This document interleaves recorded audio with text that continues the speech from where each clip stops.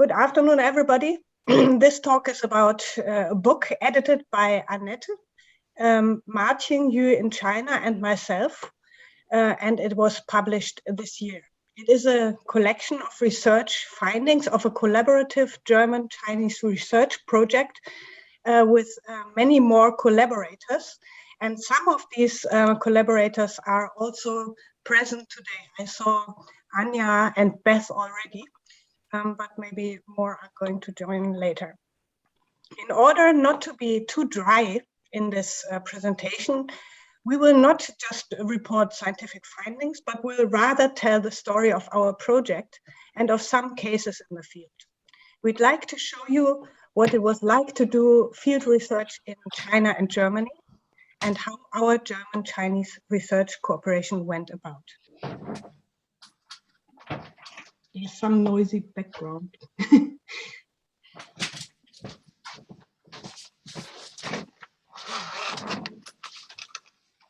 Okay, so Christina has entered the room, another collaborator of our project. The full name of our project is Models of Cooperation between Local Governments and Social Organizations in the Field of Migration. Short, we called it LOGOSO. It was carried out between 2016 and 2019. And in the project, we looked at local governments and non-profits in China and Germany and how they provided services for incoming migrants. We wanted to understand better how local governments and non-profits collaborated in this effort. More precisely, we wanted to know what the challenges were for local governments in dealing with migration and how they used the knowledge and skills of NGOs to help solve these problems. We also wanted to know how state-society relations had developed more recently. For this purpose, we selected 19 cases in 4 cities, 2 of them in China and 2 of them in Germany. To ensure comparability of the cases, we also selected 4 policy fields, namely education, employment, social services, and vulnerable groups. This was a qualitative project. This means that we did not aim at representativeness of our findings, but rather worked exploratively. Nevertheless, for the selection of our 4 cases, of our 19 cases and 4 sample cities, we tried to capture the largest possible variety of cases. Let me introduce you first to our teams. We had 3 teams and 1 sponsor. Annette was the principal investigator of the German team in Münster. The team of 3 was responsible for the German cases from the political science perspective. I was the PI of the German team in Berlin. Our team of 2 with Anja was responsible for the coordination of the whole project and of the comparative part. We have a background in Chinese studies and political science. And the Chinese team, with altogether 10 people, came from the Chinese National Academy of Governance and was responsible to do the fieldwork in China from the perspective of public administration. You can see it was a truly international and interdisciplinary project. The choice of the Chinese partner was excellent, but was also a big challenge for us on the German side. And I can tell you, we were probably also a very big challenge for the Chinese side.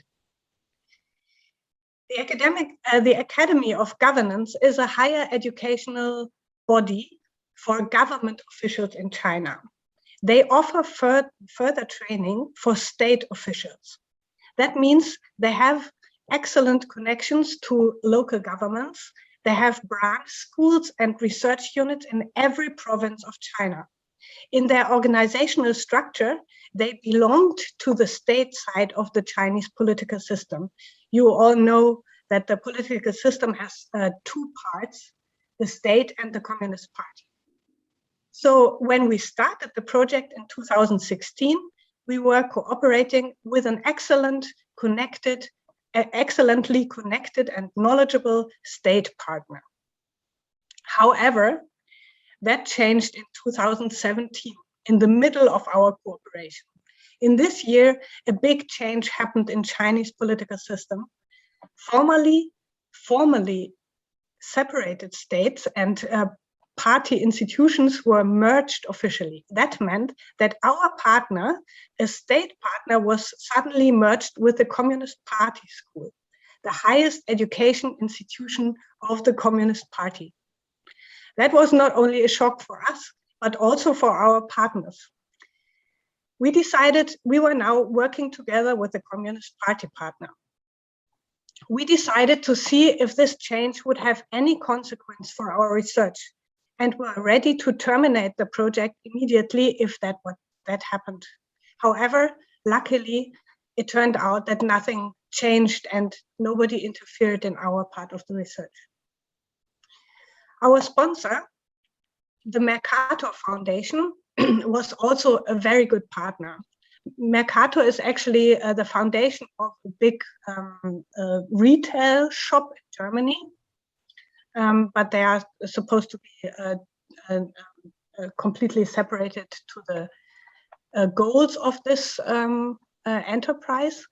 They are not only a generous funder, but they were also very well settled in China, because they had managed to register as a Chinese charity in Beijing. And that was shortly before 2016, when it was really hard, when it became really hard for foreign organizations to do that, to register in China. So we were lucky to have this partner in China too.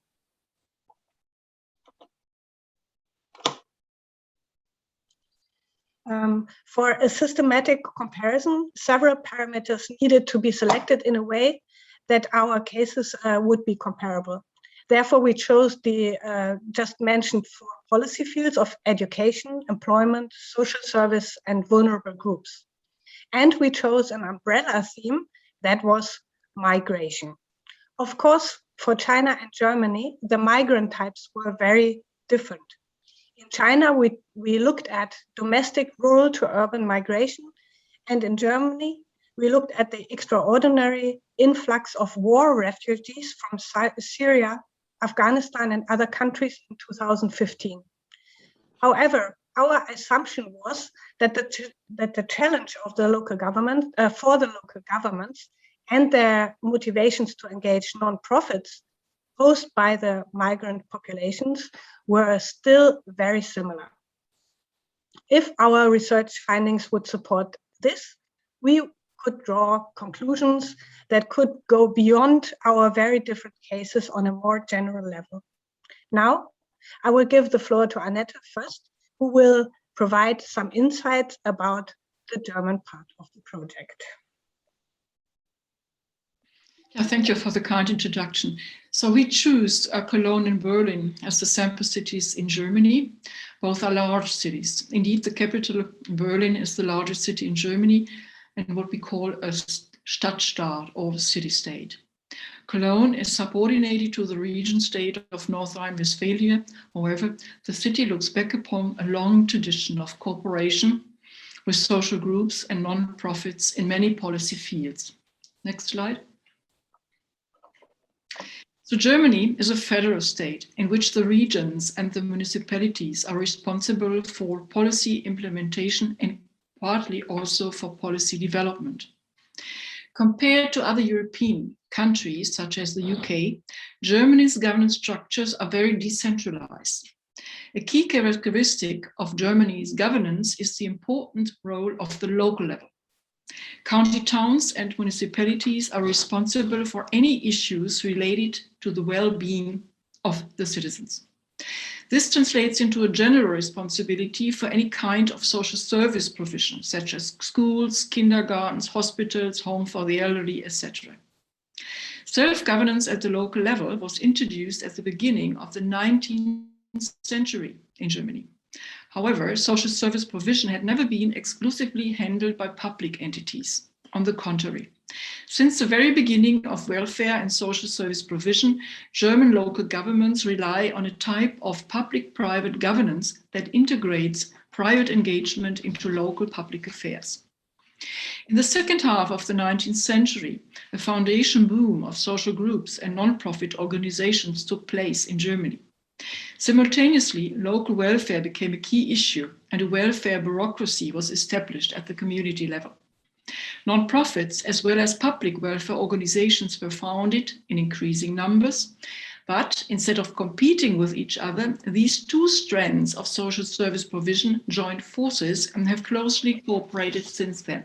Next slide.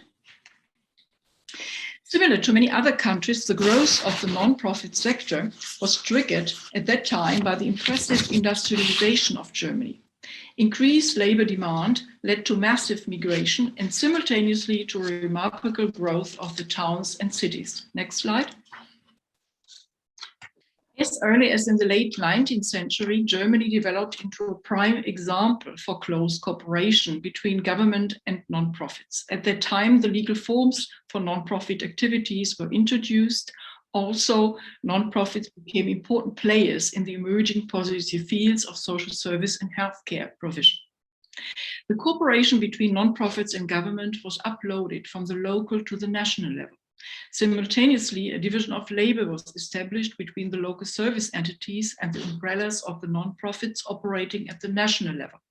The locals specialized primarily on service provision. Their representatives at the national level became increasingly involved and incorporated into processes of policy development. Next slide.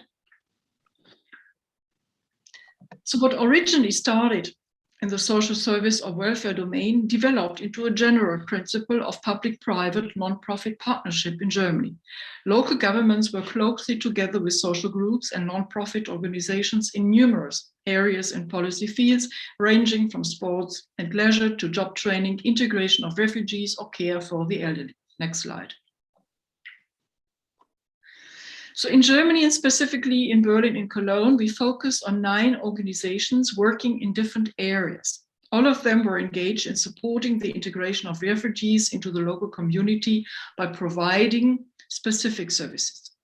The key topic of our research was to find out how and in which way the organizations worked or better cooperated with the local government and hence with the local welfare bureaucracy. Outlining the results for each of our cases would be too much and we would need too much time. So you should definitely read our book in which we depicted all the cases. So here I will focus just on 2 projects and organizations, one from Berlin and one from Cologne. Next slide. Kein Abseits is a non-profit organization operating in Berlin. The direct translation is no offsides, what refers to soccer. In this context, however, it is a mission statement for fostering integration and not leaving children behind, particularly not those with a non-German background. Founded in 2011, Kein Abseits was first active in just one district of Berlin, but at the time of our investigation, it was already on the move to extend its activities. Kein Abseits works with children and adolescents and tries to help them to find their way into the education system in Germany. Kein Abseits is engaged in 3 areas of activity: sports and exercises, primarily street soccer. It offers one-to-one mentoring that pairs children aged 9 to 13 with university students, and it helps youngsters to start a professional training that suits them best. This service is offered by adult professionals who help kids to explore career path, opportunity, and interest. In 2015, when there was a sharp increase in refugees in Germany, Kein Abseits addressed the difficult situation of particularly young females. Its program Heimspiel was geared towards the needs of the young females living in refugee accommodations. Working with migrant kids continues to be a central facet of the service profile of Kein Abseits. So Kein Abseits is highly interested to be on good terms with the local government. In short time, it managed to become an integrated partner of the established sector of public non-profit service providers in Berlin. Funding of Kein Abseits is predominantly private. However, the share of public funds has been constantly on the rise. The mode of cooperation between the Berlin government and Kein Abseits corresponds with a third-party approach. Kein Abseits is an independent organization that cooperates at the arm's length principle with the local government. Next slide. Next one. A further interesting organization depicted in the book is the Chance Plus Network for Refugees and Employment that operates in Cologne. Chance Plus is a prime example for a network approach of cooperation. At the node of the network serves a public organization, the Cologne Job Center. Supported by funds of the federal government for labor and the Federal Employment Agency, the Job Center has set up a network that consists of 3 independent non-profit organizations. Each of those offers training and services that helps refugees to accomplish both, to become more integrated into the local neighborhood and to get access to the labor market in Germany. Internship, language courses, and specific support programs are as important as professional training and psychosocial support. Inviva, Caritas, and the International Union are the 3 non-profits working together with the Job Center in the Chance Plus network. Caritas, as a member of the network and a social organization with a long tradition, is also involved in the development of policies addressing the needs of migrants in Cologne. The city of Cologne, similar to many other cities in Germany, has set up a so-called round table of refugee issues, which, by again using a network approach of policy development, tries to coordinate the work with refugees in the city and is also involved in the drafting of new local policies in the field. And now we shift to the Chinese cases. Yeah.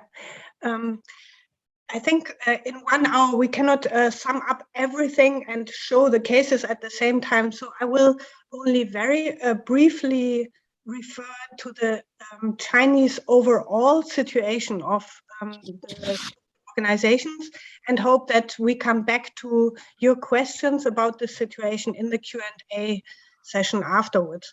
So for this part of the presentation, I just want to give you to summarize the situation of the social organizations in this way. China has a very long, hundreds of years long tradition of giving and charity, and at the beginning of the People's Republic of China, the Communist Party was interested to incorporate all the social organizations into its own big organization. And from 1978 on, we have again a larger development of people's organized social organizations. There are organizations affiliated very closely to the state and others that are organized purely privately. And their conditions, the political conditions of the organizations, of course, changed over the years with ups and downs. And we have now a rather strict environment. Nevertheless, we were able to observe their work and their different modes of cooperation with the local governments. This slide gives you an idea about the numbers of these organizations. On this slide, you see the statistics of 2 of 3 kinds that are allowed in China. One is the associations or membership organizations, the blue ones. The last number here is in 2020, roughly 38,000 associations were registered in China, and we have even more so-called social service organizations, roughly a little bit more than 50,000 at the moment. And these social service organizations are also non-profit organizations, but with a twist, slightly comparable to social enterprises in the West. So they make profit, but they invest all their profit again in the common weal. goals of the organization. And then a third, no, I cannot move my slide now. Here.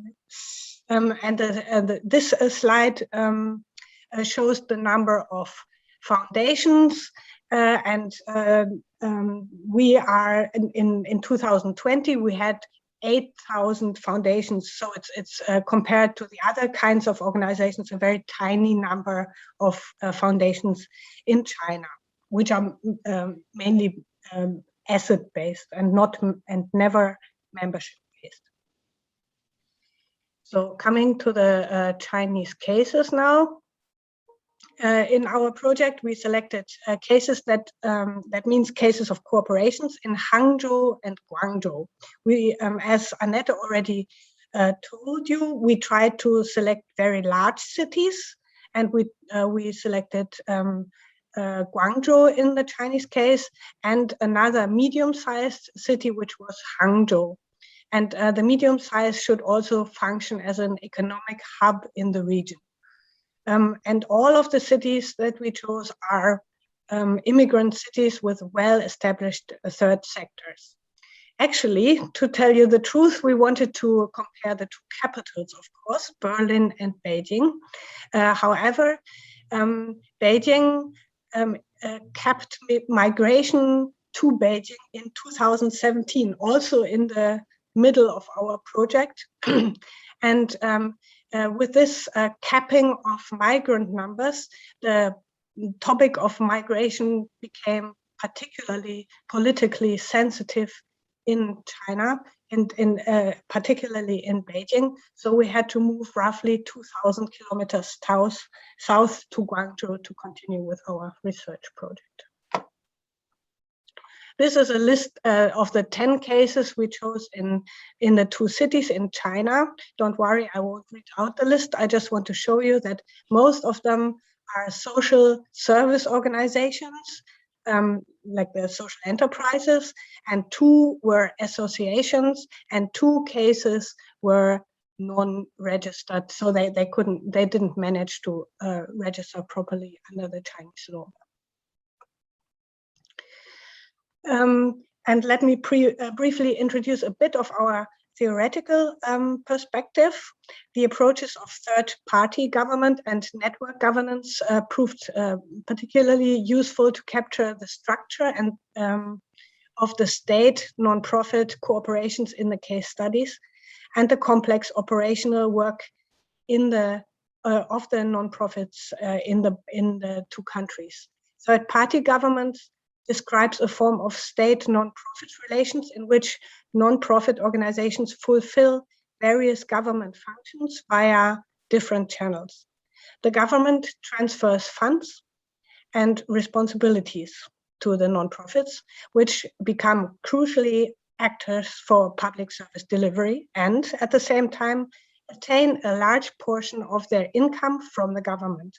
This form of cooperation also implies a certain form of participation in decision-making processes of by the non-profit organizations, although the state has still more power in the relationship, of course.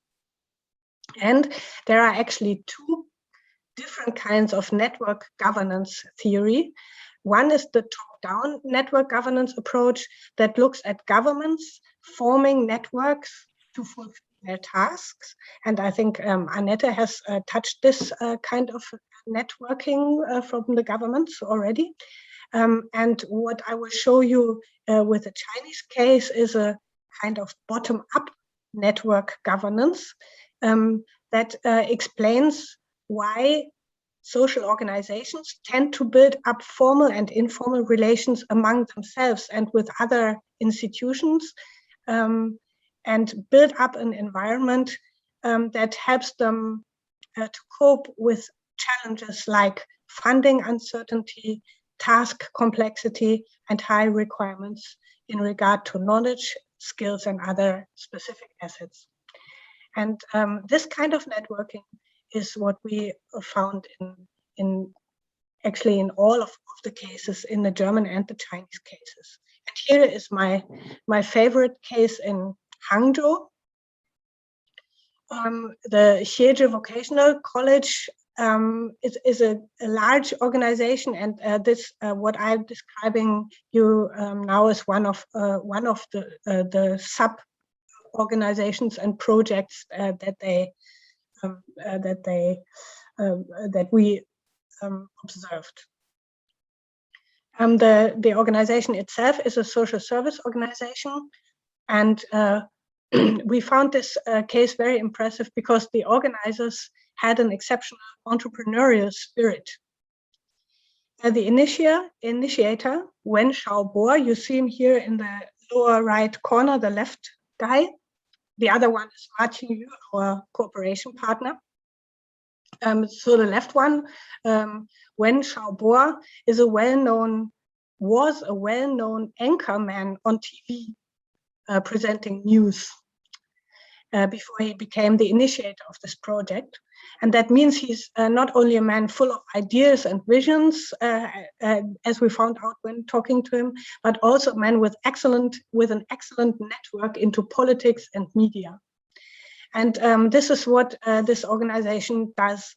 It provides services for migrants, for universities, and for companies. For migrants, it offers a hostel where they can, where newcomers to Hangzhou can sleep for the first nights. It's very cheap. They only pay 8 renminbi or something for a night. And if they want, and then they have to leave and find their own flat, their own place to live. But if they cannot and want to stay on, they don't continue to pay, but they have to continue. They have to take up some tasks in the hostel, like cleaning the rooms or making the beds or something.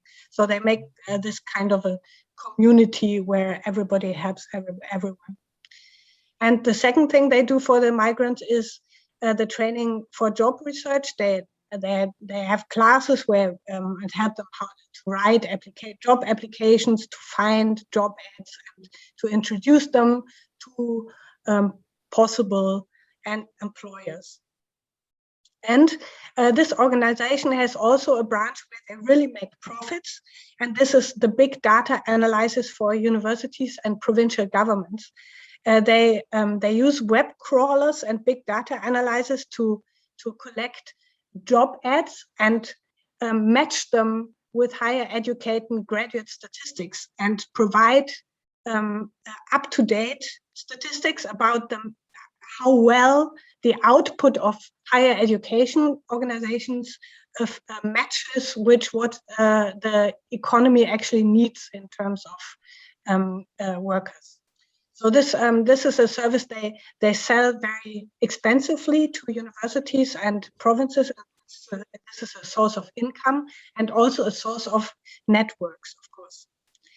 And also for the employers, they, as I will show you in a second, they also are very well connected to employers and big companies. And in this way, they have always an open channel for employers and employees, or potential employers and employees, to meet and find each other. And this is the network, handmade network, by illustrated by my constrained skills in this. On the left side, you see all the black boxes. They are all the institutions connected with local government or provincial government or even national government in Beijing. In the upper part in orange, you have connections to the enterprises. Alibaba, of course, is the biggest company in Hangzhou and is also a partner of them. They have a spin-off company to deal with the big data things. They have in red partners in the charity sector, so they are partnering with foundations and other charities, and this is also a funding source for them. And then in the lower right corner, you see all the connections that they mentioned in their interviews with us in the media. And then you see the connections in the lower part of the graph with the colleges and universities. And last but not least, the initiator of this organization is also sitting in the board of associations in the third sector. So they are very well organized and networked to the government, to other enterprises, to the charity sector and the media. And this of course not only helps them to generate income and connect the workers to potential workplaces, but also to keep them politically safe, of course, which is an important point in China. And with this, I hand back to Annette to take over the impossible task to summarize and give you some takeaways. So this is really indeed a very difficult task. So we started the book presentation by outlining our key research questions that we have addressed in our comparative project. So our central finding is that although China and Germany are very different countries with respect to size, tradition, political system, etc., there are striking similarities regarding the challenges posed by migration and how local governments address these challenges. So migrant groups are in need of housing, education, and legal counseling in both countries. So the demands and the challenges for the local governments are very similar. But of course, the migrant groups are different in Germany and China. That's why some programs were different. For instance, language courses are very important for the refugees in Germany. The migrants in China are not refugees, but predominantly workers. Thus, they are in need of different and other programs. So in China and Germany investigated how the state society, or precisely the relations between the local governments and the non-profits, developed. For Germany, it became quite clear that path dependency is very important. The cooperation builds on long traditions and quite established policy routines. In the case of China, we observed that the strength of local self-organization has been rediscovered. Local governments successfully enhanced the work of the local social groups. However, in most cases, it had been the party state that had taken up the issue first. The shadow of the party state had always been strongly in place, and it continues to sit in the driver's seat in China. Despite this caveat, we again found striking similarities with respect to the modes of cooperation. In both countries, the most frequent approaches of local governments to work with nonprofits are either third-party government or networking. Accordingly, it seems that the political system sometimes does not matter significantly, in particularly in those cases when bureaucrats are searching for efficient ways of providing social services and of addressing problems of migration. And thanks all of you, and I hope we still have some time for answering your questions. So that's a nice picture from our research team.